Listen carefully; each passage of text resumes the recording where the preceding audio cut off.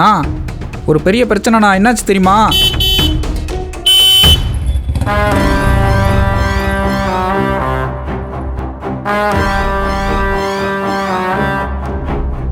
டேய், எங்களை உன் செட்டில் வேலை செய்கிற பையன் என்னாச்சுண்ணா? அர்ஜென்ட்டு சொல்லி 2 லட்ச ரூபா காசு வாங்கினா 2 மாதம் ஆச்சு. அசலும் வரல, வட்டியும் வரல. கேட்டால் எங்கள் அண்ணன் இருக்கும்போது செட்டுக்கு வாங்கன்றான். உன்னை பார்த்தா எனக்கு என்ன பயமா? அதான் முன்னாடி அடித்து சமாதி பண்ணலான்னு வந்தேன். அண்ணா ஏன்னா அப்படிலாம் பேசுகிறீங்க? அவனுக்கு தீர்க்க முடியாத ஒரு வியாதி ஒன்று இருக்குண்ணா. அதை குணப்படுத்தணுங்கிறதுக்காக தான் உங்ககிட்ட பணம் வாங்கியிருப்பான். அதை வச்சு ட்ரீட்மெண்ட்லாம் எடுத்துட்டான். ஆனால் இதுக்கப்புறமேட்டு குணப்படுத்த முடியுமா முடியாதானே தெரில. அவனே மனசு நொந்து இருக்கானா.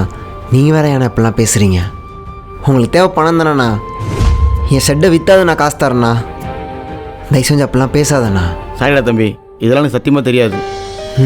ஒன்றும் பிரச்சனை இல்லை, அவனை நல்லா பார்த்துக்கோ. அவனுக்கு ஏதாவது காசு தேவைப்பட்டா என்கிட்ட சொல்லி நான் தரேன். சரிண்ணா. வேறு எதுவும் நிறைய ட்ரீட்மெண்ட்லாம் போகணுன்னு சொல்லிகிட்டு இருந்தான். வேணும்னா வந்து வாங்கிக்கிறேண்ணா. ட்ரீட்மெண்ட்டுக்கு எவ்வளோ வேணாலும் கேளு, நான் தரேன். பட்டா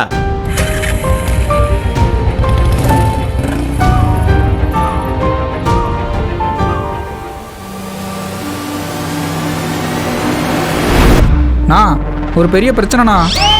வட்டிக்காரன் கால் பண்ணி மிரட்டுறானா. உனக்காக தான் நான் காசு வாங்கினேன். நீ ஒழுங்கா வட்டி கட்டறதுனால அவனுக்கு பயந்து தினம் நான் ஓடுற மாதிரி இருக்கு. இன்னைக்கு வரட்டும், உனக்காக தான் வாங்கினேன்னு சொல்லிடுறேன். டேய் அப்படிலாம் சொல்லிடாதடா. அவன் கொடுக்க வேண்டிய வட்டி அசலுக்கு அவன் மொத்தம் மெக்கானிக் செட்டையுமே எழுதி வாங்கிடுவான். இப்போ உனக்கு என்ன? அவன் இதுக்கப்புறம் உங்ககிட்ட காசு கேட்கக்கூடாது, அவ்வளோ தானே? நான் பார்த்துக்கிறேன்டா.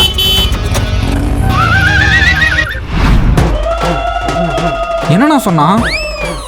இதுக்கப்புறம் உங்ககிட்ட காசே கேட்க மாட்டேன்னா. உன்கிட்ட மட்டும் இல்லை, உனக்காக காசு தரேன்னு சொன்னேன். என்கிட்ட கூட அதெல்லாம் வேணான்ட்டான். இனிமே காசு வேணாலும் கேளுப்பா, நான் தரேங்கிறான். அவன் சொல்றதை பார்த்தா அவன் அந்த காசும் கேட்க மாட்டான்னு நினைக்கிறேன். எப்படி? அதெல்லாம் அப்படிதான். ரொம்ப நாளா நம்ம ஷெட்டில் இருக்கோம்ல, நல்லா மெயின் ரோட்ல கடையை பார்த்து போயிடுவோமா? அப்ப காசை வாங்கிட்டு கடையை பார்க்க போடலாமா?